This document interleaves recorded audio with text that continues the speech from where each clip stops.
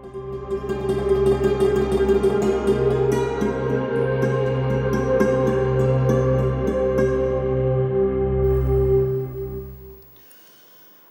আলাইকুম ওয়া রাহমাতুল্লাহি ওয়া বারাকাতুহু। বিসমিল্লাহ আলহামদুলিল্লাহ ওয়াসসালাতু ওয়াসসালামু আলা রাসূলিল্লাহ ওয়া আলা আলিহি ওয়া আসহাবিহি আজমাইন, আম্মা বা'দ। প্রিয় দর্শক শ্রোতা, আপনাদের প্রত্যেককে স্বাগত জানাচ্ছি দেশ টিভির নিয়মিত আয়োজন ইসলামী জীবন ও জিজ্ঞাসার আজকের পর্বে। আজ আমরা আলোচনা করতে চাই কোরবানি সংক্রান্ত মাসাইল এবং সেই সাথে আপনাদের করা কিছু প্রশ্নের উত্তর ইনশাআল্লাহ তাআলা। প্রিয় দর্শক, আপনাদের সঙ্গে আব্দুল কাহার রয়েছি যথারীতি। আমরা এই সকল প্রশ্নের সরাসরি সমাধান জানবার চেষ্টা করব ইনশাআল্লাহ তাআলা। প্রিয় দর্শক, আপনিও চাইলে আমাদের সাথে যুক্ত হতে পারবেন। দেশ টিভি ইসলামিক শো ফেসবুক পেজের কমেন্টে বাংলায় যে কোনো প্রশ্ন আমাদেরকে জানালে আমরা ওই সকল প্রশ্নের সরাসরি সমাধান জানবার চেষ্টা করব ইনশাআল্লাহ তাআলা। প্রিয় দর্শক, কুরআনুল কারীমের ছোট্ট একটি সূরা, এই সূরাটি আমাদের অনেকেরই খুব পরিচিত। বিসমিল্লাহির রহমানির রহিম। ইন্না আ'তাইনাকাল কাউসার ফাসল্লি লিরাব্বিকা ওয়ানহার ইন্না শানিয়াকা হুয়াল আবতার। কোরবানি হবে একমাত্র আল্লাহ তাআলার জন্য, কিন্তু সেই কোরবানি তো আর কয়েকদিন পরে, অর্থাৎ এখন যে মাসটি চলছে জুলকাদা, এই মাসের পরই হচ্ছে জুলহাজ্জা। ইতিমধ্যে আমরা দেখেছি যে হাজী সাহেবগণ বিভিন্ন দেশ থেকে মক্কাতুল মুকাররমায় জমা হচ্ছেন হজের কার্যক্রম শেষ করবার জন্য। তারা এখনও সেই মক্কার পথে আছেন।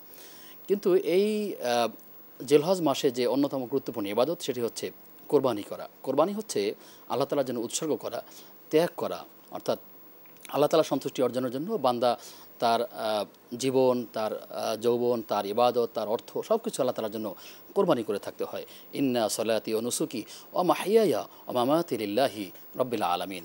নিশ্চয়ই আমার সালাত, আমার জিকির, আমার কোরবানি সব কিছু, আমার জীবন, আমার মৃত্যু, ইন্না সলাতি ওয়া নুসুকি ওয়া মাহইয়ায়া ওয়া মামাতি লিল্লাহি রাব্বিল আলামিন, আমার জন্ম, আমার মৃত্যু সব কিছু একমাত্র আল্লাহ তাআলার জন্য। যদি একটি আয়াতে কারিমা আমরা সামনে রাখি, তাহলে আপনার আমার জীবনটা পরিবর্তন করা খুব সহজ হবে।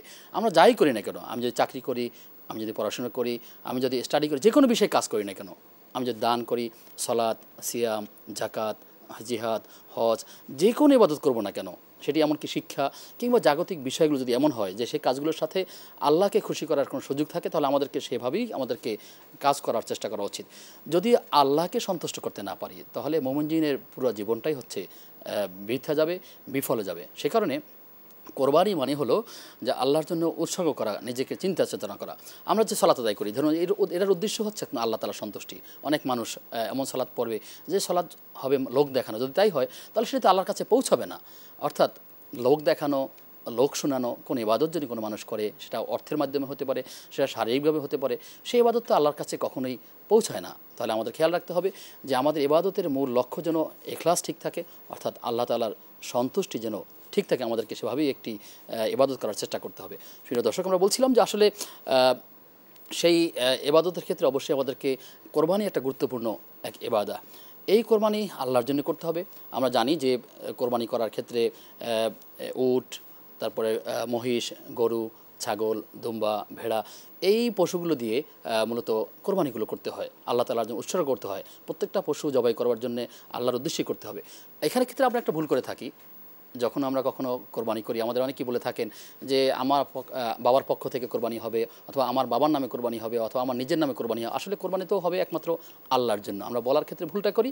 সেক্ষেত্রে আমাদের মনে রাখতে হবে যে আসলে কোরবানি হবে আল্লাহর জন্য, হয়তো আমার পক্ষ থেকে হবে, আমার পরিবারের পক্ষ থেকে হবে। রাসূল সাল্লাল্লাহু আলাইহি ওয়াসাল্লাম গোটা উম্মতের পক্ষ থেকে কোরবানি করেছেন। ঠিক আমাদেরকে সেভাবেই করার চেষ্টা করতে হবে। কোরবানি করা এই পশুগুলোর কথা বললাম, সেখানে উটের ক্ষেত্রে হচ্ছে 5 বছর হতে হবে, গরু বা মহিষের ক্ষেত্রে এর বয়স হতে হবে 2 বছর, এবং ছাগল, দুম্বা এবং ভেড়া এর বয়স হতে হবে 1 বছর। তো এই রকম বয়স যদি হয়ে যায়, তাহলে সে সকল পশু দ্বারা কোরবানি করার চেষ্টা করতে হবে। কোরবানির ক্ষেত্রে আমাদের ইখলাস অনেক সময় এমনটা নষ্ট হয়ে যায়। এখানে একটা মৌলিক কথা আমাদের মনে রাখা দরকার, সেটি হচ্ছে আমাদের কোরবানির পশু যত ছোটই হোক না কেন, কিন্তু মনের দিক থেকে আমাদের প্রস্তুতিটা যেন অনেক বড় হয়ে থাকে। অর্থাৎ পশুটা কত দামের হলে সেটা বড় ফ্যাক্টর নয়, কিন্তু আমরা এই জায়গাটা অনেকে ভুল করে বসে থাকি।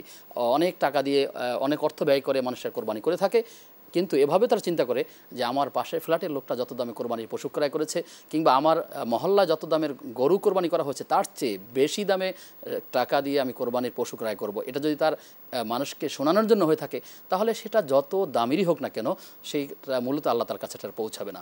সে কারণে নিয়তকে পাকাপোক্ত করতে হবে যে আসলে আল্লাহর জন্যই তো করব, কিন্তু এর মধ্য দিয়ে নিজের অহংকার, নিজের বরত্ব কখনোই প্রকাশ পেতে পারবে না। তো কোরবানি করা হচ্ছে, কেউ কেউ যদি মনে করেন যে কোরবানি ক্রয় করার সময় এর গোশত কতটুকুন হবে, পশুটা গোশতের মাপ অনুযায়ী তারা চিন্তা করে। আসলে আল্লাহ তাআলার কাছে লাইয়ান আল্লাহ আলহুমাহা আলা দিমাউহা, এই আয়াতে কারিমের মধ্যে আল্লাহ তাআলা বলে দিয়েছেন যে আসলে আল্লাহ তাআলার কাছে রক্ত, মাংস এগুলো তো কিছুই পৌঁছায় না। আল্লাহ তাআলার কাছে পৌঁছয় একমাত্র তাকওয়া। আর এই তাকওয়া কোথায় থাকে? তাকওয়া থাকে মানুষের অন্তরের মধ্যে থাকে। আর তাকওয়া হা হুনা, আর তাকওয়া হা হুনা, আর তাকওয়া হা হুনা। সুতরাং তাকওয়া তো অন্তরের জায়গা, সুতরাং এই তাকওয়া তো আল্লাহর জন্যই হতে হবে। প্রিয় দর্শক, আমরা বলছিলাম যে আসলে কোরবানি করতে হবে এমন পশু দিয়ে যেই পশু আল্লাহর জন্য উৎসর্গ করা হবে, এবং সেই পশুটি যত দামেরই হোক না কেন সেটি মানুষকে শোনানোর জন্য নয়। আরেকটি বিষয় হলো, কোরবানির পশু আমরা যখন ক্রয় করি, আমরা যখন কোরবানি করার চেষ্টা করি, সেই কোরবানির দিনে গোশতগুলো কত ভাগ হবে, এটা বন্টন হবে কিভাবে, আমরা সে বিষয়গুলো নিয়ে একটু অনেক সময় দ্বিধাদ্বন্দ্বে থেকে যাই। আমরা দেখি আমাদের প্রচলিত নিয়ম অনুযায়ী যে 3টি ভাগ করতে হয়। এক্ষেত্রে একটি ভাগ হচ্ছে তার নিজের জন্য রাখা হয়ে থাকে, তার পরিবারের সদস্যদের জন্য। আবার একটি অংশ তার আত্মীয় স্বজনের জন্য রাখা হয়ে থাকে। আরেকটি অংশ গরিব, সাধারণ মানুষ কিংবা ফকির, দরিদ্র, মিসকিন বা প্রতিবেশী বা অন্যদের জন্য রাখা হয়ে থাকে। কিন্তু আসলে এই ভাগটি জরুরি কিনা এবং সেটা সমান ভাগই করতে হবে কিনা, নাকি কম বেশি করা যাবে? এক্ষেত্রে মৌলিক নীতিমালা হলো যে আসলে যদি বেশি মানুষকে সম্পৃক্ত করার জন্য চিন্তা করি, আমাকে মনে রাখতে হবে আমি পরিবারের সদস্য যদি কম হয়ে থাকে তাহলে এটা আমি নিজেরা কম রাখতে পারি, এবং আমার যদি আত্মীয় স্বজন বেশি হয়ে থাকে তাহলে আমি আত্মীয়র অংশটা বেশি দিতে পারি। যদি আমার প্রতিবেশীতে সুবিধাবঞ্চিত মানুষের সংখ্যা বেশি হয়ে থাকে তাহলে তাদেরকে আমরা বেশি দিতে পারি। তবে কোরবানির পশুর গোশত এটি নিজেও খাওয়া যাবে, এটা রাখা যাবে দীর্ঘদিন, অনেক দিন ধরে রাখা যাবে, হাদিসে সবগুলো অনুমোদনের কথা রয়েছে। কিন্তু আমরা যে চেষ্টা করি যে আমি যে আল্লাহর জন্য কোরবানিটা করছি, আমার এই কোরবানির সাথে আল্লাহ তাআলার সন্তুষ্ট অর্জন হচ্ছে কিনা, নাকি শুধুমাত্র গোশত খাওয়ার নিয়তে আমরা করছি। সে কারণে আমরা অনেক মানুষ এমন আছে সমাজে দেখা যায়, সে নিয়মিত নামাজ আদায় করছে না, সিয়াম পালন করছে না, পর্দা করছে না, তিনি হালাল হারামের চিন্তা ভাবনা করছে না, কোন পথে তার অর্থ আসতেছে, কোন পথে তার অর্থ ব্যয় হচ্ছে সেটি নিয়ে কোনোভাবেই তিনি জবাবদিহি করছেন না। কিন্তু কোরবানি করা তিনি কোরবানি করেন, খুব রমরমাভাবে করে থাকেন। মনে রাখতে হবে প্রত্যেকটা ইবাদত যদি আল্লাহর কাছে কবুল হতে হয় তাহলে তার বেসিক যে বিষয়গুলো, তো তাকে সালাত আদায় করতে হবে, তার প্র্যাকটিসিং মুসলিম তো হতে হবে। কোরবানি তো একটা পরের বিষয়, কারণ হলো ইসলামের মৌলিক যে 5টি বিষয় অর্থাৎ স্তম্ভ আছে, বুনিয়াল ইসলাম আলা খামসিন, শাহাদাত লা ইলাহা ইল্লাল্লাহ ওয়া ইকামিস সালাহ ইতা যাকা ওয়াল হাজ্জ ওয়াস সাওম রমাদান। এই হাদিস কারিমের মধ্যে বলা হয়েছে যে আসলে 5টি স্তম্ভ আছে, সেই 5টি স্তম্ভের মধ্যে সলাতের কথা বলা হয়েছে। যে ব্যক্তি সলাত আদায় করবে না, আর যিনি মুমিন এবং কাফিরের মধ্যে পার্থক্য হচ্ছে সলাত আদায় করা আর সলাত আদায় না করা। আমাদের সমাজের অনেক মানুষকে আমরা দেখতে পাবো যারা কোরবানি করছে অথচ কিন্তু নামাজ আদায় করছে না, তাহলে বুঝতেই আমরা বাকি থাকবে না আসলে যার নামাজ ঠিক নাই তার কোরবানিটা আল্লাহর কাছে কীভাবে পৌঁছাবে। বরং কোরবানি একটা আমল, কিন্তু এটা এমন হবে না যে আসলে আমি অন্য সব কোনো দিন সে রোজাই রাখছে না কিন্তু আবার সে যদি কোরবানি করছে। কোরবানি করার ইবাদত এটা সত্য, কিন্তু আপনাকে মনে রাখতে হবে মৌলিক ইবাদতগুলোতে আমাদেরকে আগে নজর দেওয়ার চেষ্টা করতে হবে। আমরা যদি সেটা না করতে পারি তাহলে আমাদের তো পুরোটাই মিসে হয়ে যাবে। সেই কারণে আমরা মনে করবো যারা এখনও নিয়মিত 5 ওয়াক্ত সালাত আদায় করছেন না কিংবা হালাল পন্থায়, বৈধ পন্থায় কোনো অর্থ উপার্জন করছেন না, তাদের প্রতি আমাদের অনুরোধ থাকবে, আহ্বান থাকবে যে আপনি মুসলিম, আপনি জন্মগত হয়ে মুসলিম হন, কিন্তু আপনাকে যে চিন্তা চেতনায় আপনার কর্মের মধ্যে দিয়ে সেই মুসলিমের পরিচয়টা তো আপনাকে ফুটিয়ে তোলার চেষ্টা করতে হবে। যদি আপনি নিয়মিত এই মৌলিক আমলগুলো না করে থাকেন তাহলে কোরবানি করা তো সবার জন্য আবশ্যক নয়, এটি একটা ওয়াজিব, কারো কারো সুন্নাহ।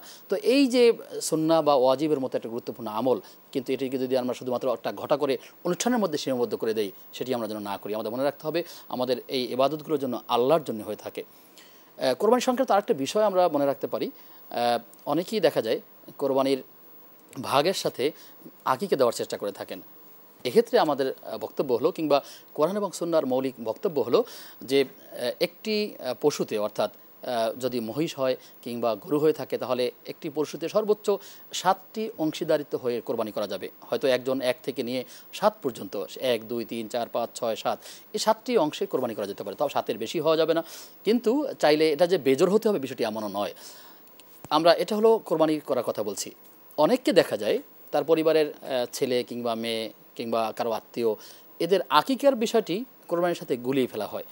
কোরবানির সাথে আকিকা করা যাবে কিনা, এটা যদি আমরা প্রশ্ন আকারে নেই, তাহলে বলতে পারবো যে কোরবানির সাথে আকিকা করা আসলে সুন্নতের খেলাপ রয়েছে। কারণ আমরা জানি রাসূল সাল্লাল্লাহু আলাইহি ওয়াসাল্লাম হাদিসগুলো থেকে আমরা সেটাই পাই, একজন সন্তান জন্ম হওয়ার পর তার নাম রাখা সপ্তম দিনে এবং তার জন্য কোরবানি করা অর্থাৎ আকিকা করা, এটা তো করা উচিত। এটা তো হবে 7 দিনের সপ্তম দিনে তার নাম হবে সুন্দর এবং তার জন্য একটা আকিকা করতে হবে। ছেলে হলে 2টো ছাগল দিয়ে করতে হবে বা বকরি দিয়ে করতে হবে, মেয়ে হলে 1টি বকরি বা ছাগল দিয়ে করতে হবে। যদি সে সপ্তম দিনে না পারে তাহলে 14 কিংবা 21 অথবা পরবর্তীতে তাদের যখন সময় হবে তখনই তারা এই আকিকাটা করবেন। কিন্তু আমরা সেটা না করে সামর্থ্য থাকা সত্ত্বেও অনেক সময় ইচ্ছা করেও অনেক সময় করা হয়ে থাকে। কিন্তু মনে রাখতে হবে কোরবানি আকিকা দেওয়া যেমন সুন্নাহ, এটি সপ্তম দিনে করা সুন্নাহ, এটি বকরি দিয়ে করা সুন্নাহ। তাহলে কয়েকটা বিষয়, একটা হলো বকরির সুন্নাহ, একটা হলো সময়ের সুন্নাহ, এগুলো আমাদের মনে রাখার চেষ্টা করতে হবে। কিন্তু আমরা যেন কখনোই এমনটি না হয় যে আকিকাটাকে হেলা করে অথবা কোরবানির সাথে নিয়ে যাওয়ার চেষ্টা করি, এমনটি হওয়া উচিত না। বরং আকিকার জন্য পৃথক পশু হওয়াটাই সুন্নাহসম্মত আমল। প্রিয় দর্শক, আমরা আরও কিছু কথা আপনার কাছে শেয়ার করার চেষ্টা করব ইনশাআল্লাহ তাআলা। সময় হচ্ছে একটা বিরতির, ফিরছি কিছুক্ষণ পর, সাথে থাকুন।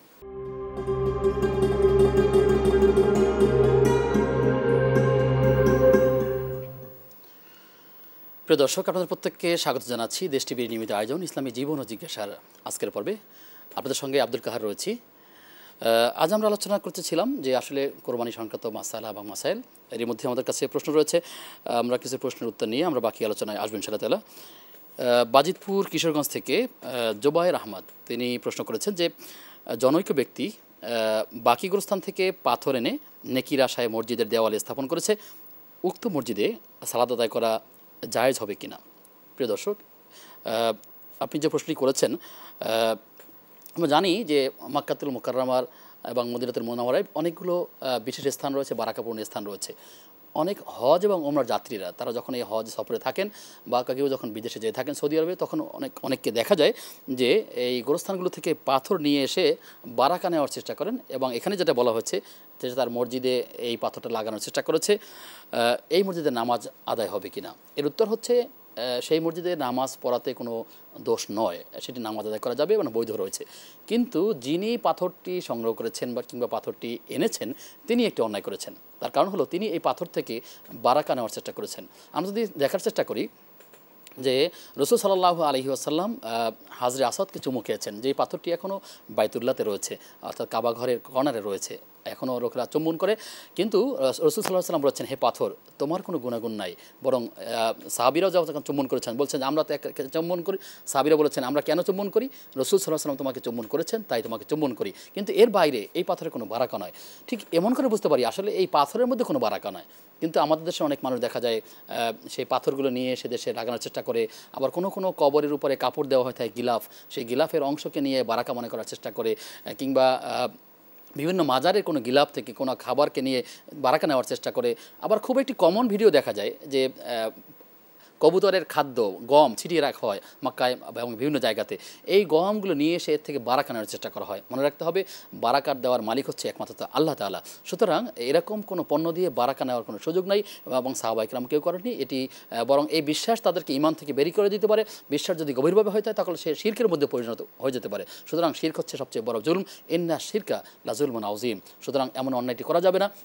আমাদের মনে রাখতে হবে ভালো এবং মন্দ সব কিছু আল্লাহ তাআলার পক্ষ হয়ে থাকে। এমনকি হাতের আংটি বলেন বা যে কোনো পাথর, সেটি আজমির শরীফ থেকে আনা হয়ে থাকতে পারে, কোনো জায়গা থেকে হতে হয়, পাথরের কোনো বিশেষভাবে কোনো গুণাগুণ নাই, এটি সৌন্দর্যের জন্য ব্যবহার করা হয়ে থাকে। সুতরাং এই পাথর থেকে বারাকা নেওয়ার কোনো বিষয় আমরা দেখি না, বরং এরকম শিরক থেকে আমাদেরকে বেঁচে থাকার চেষ্টা করতে হবে। আল্লাহ তাআলা আমাদেরকে তৌফিক দান করুন। প্রশ্ন করেছেন সিঙ্গাপুর থেকে সুমন মিয়া, পাখির পায়খানা জামায় লেগে গেলে এই জামা পরে সালাত হয়ে যাবে কি?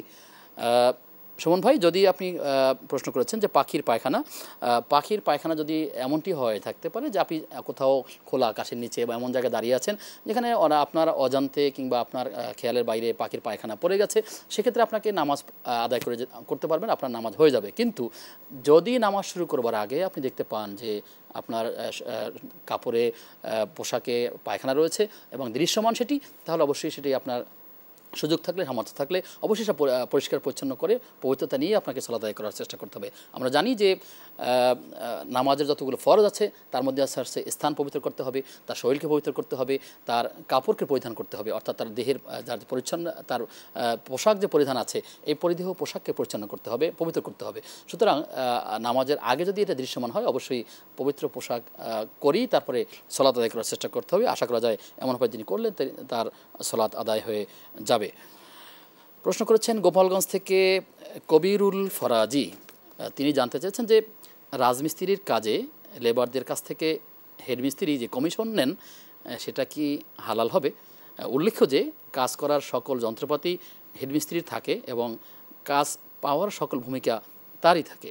এখানে মৌলিকভাবে মনে রাখতে হবে রাজমিস্ত্রি বা লেবারের যিনি প্রধান থাকেন তার জন্য এটি নেওয়া বৈধ রয়েছে। তার কারণ হলো তিনি কোনো ব্যক্তিকে কাজ পাইয়ে দেওয়ার জন্য তিনি চেষ্টা করেন এবং তার সাথে একটা কমিউনিটি রয়েছে, তিনি কাজ দিচ্ছেন এবং তার এর পিছনে অনেক সময় ব্যয় হয়েছে। এখানে যেটা উল্লেখ করেছেন আপনি কাজের ক্ষেত্রে আপনার যন্ত্রপাতি তার ব্যবহার করেই মিস্ত্রিরা কাজ করে থাকে, সেক্ষেত্রে এখান থেকে একটি অংশ লেবাররা যেভাবে পাচ্ছেন ঠিক তেমনিভাবে একজন যিনি তাদেরকে পরিচালনা করছেন মূল মিস্ত্রি যিনি বা রাজমিস্ত্রি যিনি তিনি এখান থেকে একটি অংশ বা নিতে পারবেন, এটি তার জন্য বৈধতা রয়েছে। কারণ তার মাধ্যমে একটা কর্মসংস্থানের ব্যবস্থা হয়ে থাকে, তিনি এখানে মধ্যস্থতা হিসাবে কাজ করছেন। এই মধ্যস্থতা হিসাবে কাজ করার ক্ষেত্রে তার ভূমিকা রয়েছে, সমন্বয় করছেন, তার সময় যাচ্ছে, তার বিনিয়োগ রয়েছে, সে সকল ক্ষেত্রে তিনি এই পারিশ্রমিকটা নিতে পারবেন এবং তার জন্য সেটি হালাল হবে।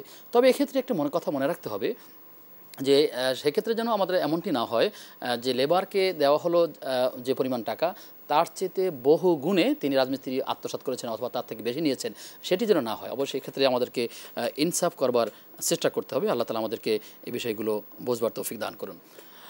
আমাদেরকে প্রশ্ন করেছেন রাজশাহী বাগমারা থেকে আশরাফুল আলম।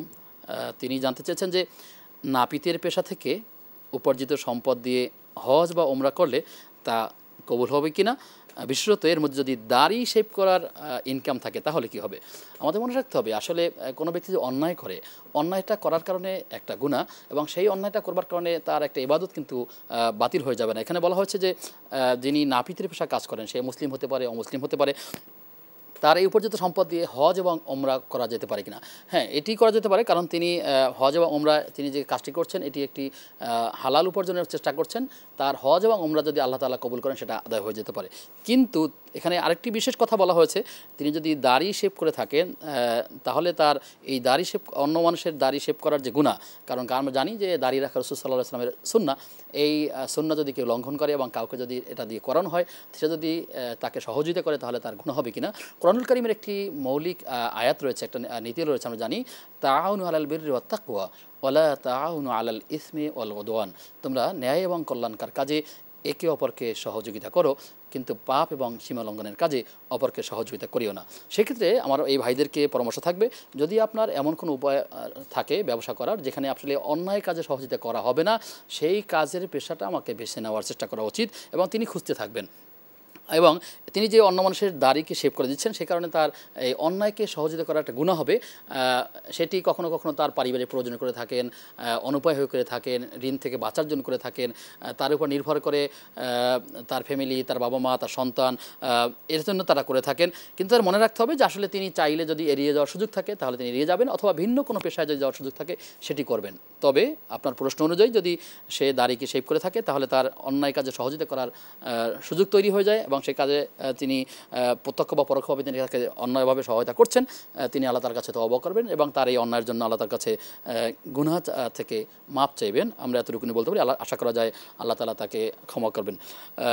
প্রিয় দর্শক, আমরা যে বিষয়ে কথা বলছিলাম যে আসলে কোরবানির পশুর মাসলা মাসাইল, এটি আসলে ব্যাপক একটি বিষয়। আমরা এখানে আরও যে বিষয়গুলো আসতে পারে সেটি হচ্ছে পশুটি কেমন হবে, রুগ্ন হবে কিনা, দুর্বল হবে, শিং ভাঙা হলে কেমন হবে, শিমটি কি মূল থেকে উঠে গেল কিনা, এরকম আরও অনেক বিষয়গুলো জানবার অধিকার রয়েছে। আমরা আপনাদেরকে আহ্বান করব যখন আপনাদের সময় হবে বা আপনারা এই ইবাদতের মতো একটা গুরুত্বপূর্ণ জিনিস আমরা যেন ভুল না করে বসি, সেজন্য আমি সহ আপনাদেরকে সবার নসিহত থাকবে আমরা যেন বেশি বেশি ইলম অর্জন করার চেষ্টা করি এবং যেই ইবাদতটা করব সেই ইবাদতের বিষয় বিষয়ে যেন গভীর জ্ঞান অর্জন করার চেষ্টা আমরা করে থাকি। আল্লাহ তাআলা আমাদেরকে এভাবেই জেনে বুঝে ইবাদত করার তৌফিক দান করুন। তার কারণ হলো আল্লাহ তাআলা সালাত ফরজের আগে, নামাজ ফরজের আগে, রোজা ফরজের আগে তিনি জানাকে ফরজ করে দিয়েছেন। কোরআনুল কারীমের প্রথম 5টি আয়াতের মধ্যে ইকরা বলা হয়েছে, অর্থাৎ তুমি পড়ো।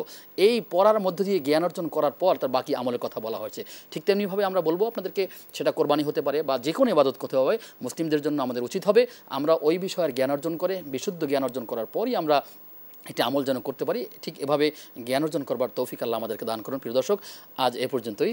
আগামী অনুষ্ঠান দেখবার আমন্ত্রণ জানিয়ে আজকের মধ্যে বিদায় নিচ্ছি। আসসালামু আলাইকুম ওয়া রাহমাতুল্লাহি ওয়া বারাকাতুহু।